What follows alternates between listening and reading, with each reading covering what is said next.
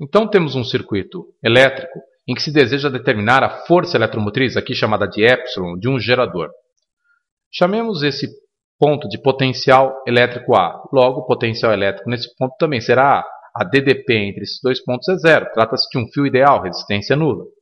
Esse ponto também terá potencial A, o mesmo ocorrendo com os outros dois. Agora chamemos o potencial nesse extremo de B. O potencial nesse ponto também será B e nos demais pontos.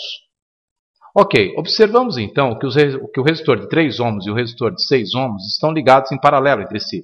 De fato, a corrente elétrica que flui através da força eletromotriz, ao encontrar a intersecção dos terminais dos resistores de 3 e 6, divide em I1 e I2, totalizando o I ao sair do circuito, formado pelos dois resistores em paralelo, e passando finalmente novamente através do gerador e pela resistência interna.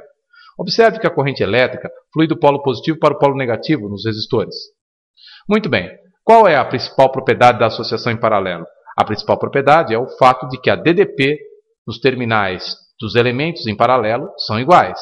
Então vamos calcular a DDP entre os pontos A e B utilizando a primeira lei de Ohm. U entre A e B é a resistência elétrica de 3 ohms vezes a corrente elétrica I1 que por ele flui. O texto afirma que a corrente elétrica nesse resistor é de 2 A, portanto 3 vezes 2, 6 volts.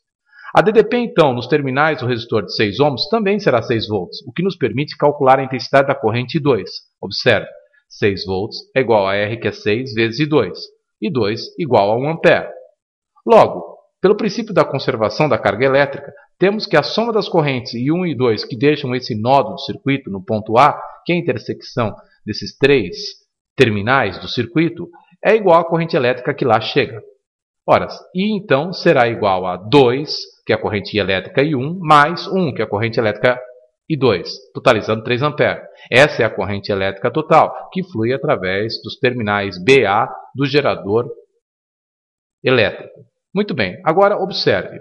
A equação do gerador prevê que U entre A e B, U nos terminais, a tensão elétrica nos terminais de um gerador é igual a E, aqui representado por epsilon, menos RI. Ora, a DDP entre os pontos A e B é a mesma que ocorre entre os resistores de 3 e 6 ohms colocados em paralelo. Ora, corresponde a 6 volts.